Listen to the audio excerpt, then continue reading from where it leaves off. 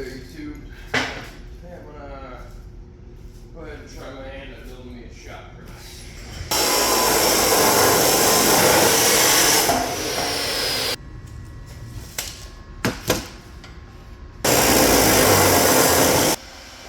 Alright, I got all my pieces assembled now, and not all of them, but most of them cut and ready to tack together at least. So what I'm going to do is I'm going to build the frame first, then I'm going to set it on the base.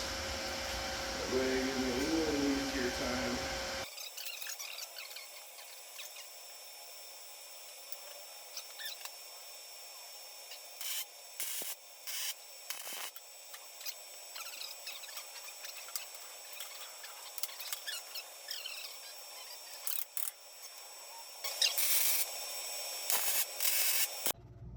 Alright, so I'll be honest, this thing's actually coming along a lot quicker and easier than I thought it would, but now the issue I'm running into is that I need to,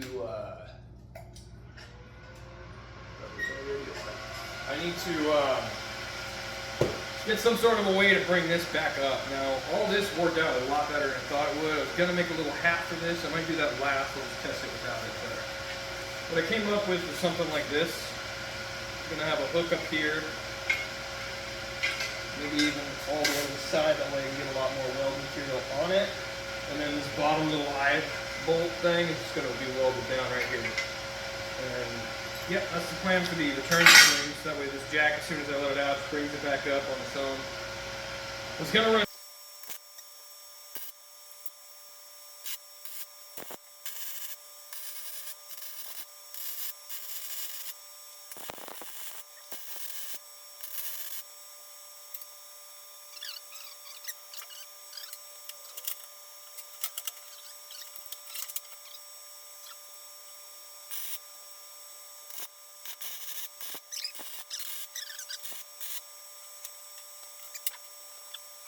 Harbor Freight one, so I can't say that from experience, but knowing the way Harbor Freight tools usually are, I'm going to say this is about as good as it needs to be, considering I was almost going to buy the Harbor Freight one. Now, let's see how well I did with the actual important parts here. I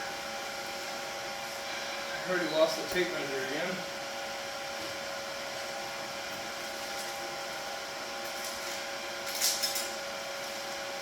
With some tension, we're at 2 1/4. Nice. All right, pushes down level. That's a plus. I'm going to go ahead and tack this on there for now. Real gentle like. And I'll figure out what I'm going to do at the top.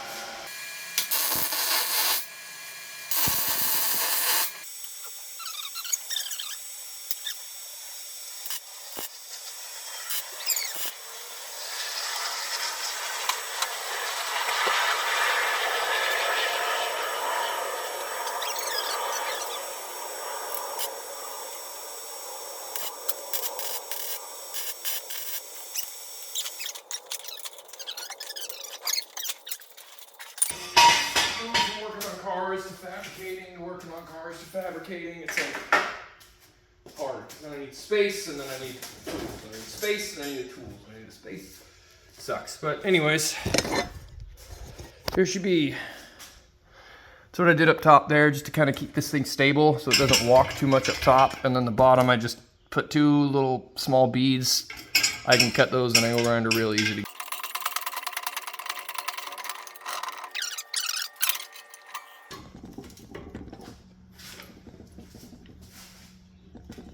Yeah, it's exactly what I thought was going to happen. So, if you look here, this is why I'm doing these tests. I don't know how well you can tell, but that bottom plate's bowing up in the center because it's just a piece of flat plate. So what I'm going to do is I can either box in the whole thing and make it like a channel with other pieces of plate, or I can do tubes. Not sure what I'll do yet. I'm going to do some brainstorming and figure that out. But alrighty, so I'm going to go ahead and install this subframe, I guess we can call it. Got to reinforce that bottom plate because it on its own is not strong enough to withstand all the force I'm putting on it with that jack, especially if I'm trying to press out a bearing. It's going to be like doubled or tripled. So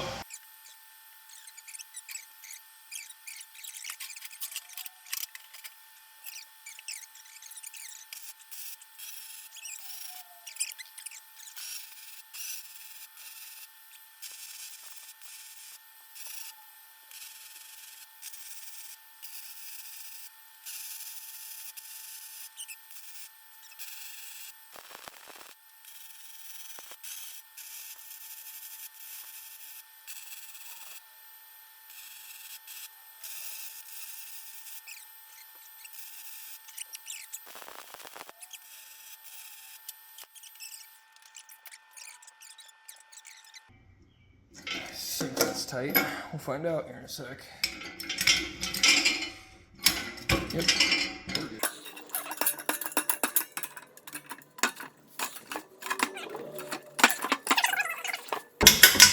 Yeah, you hear that wood cracking. Either it's the wood or my welds. I sure hope it's not my welds, but yeah, you can see it's really biting into that thing, crunching it real good. And we don't have that flex anymore on this bottom plate. So it's coming up a little bit, but this table's not exactly level. I don't know if that is the flex from this, but that's real slight. It actually looks a lot worse looking at it through the camera than it is. But there's definitely a gap there, but it's not like from flex, because this whole, ow, right on my toe. It's because this whole table is kind of rainbow shaped a little bit. But anyways, damn, that hurt. I just dropped that magnet right on my toe. That did not, that sucked. All right, so I figured out my issue with the travel of this thing. Also, I fixed the jack. I'll explain how I did that in a second. But yeah, the hooks down here were kind of a halfway thought out idea. I didn't really measure things up very well. The trampoline springs have a lot more travel than I thought they would, so it's not really that dangerous. I just cut those off and re-welded the hook part up here at 2 points. So it's nice and strong. Probably not as strong as that. It's got more weld on it. I would think that's stronger, but I'm not an engineer. But I'm used to working behind halfway thought out ideas and figuring out a workaround, because, you know, I work on cars sometimes. So as far as repairing the hydraulic in the jack itself, basically what I did was I just let all the tension out so that it was bottomed out, at least the ram part of it, the part that moves the hydraulic. And then you're going to go ahead and remove this little plug here.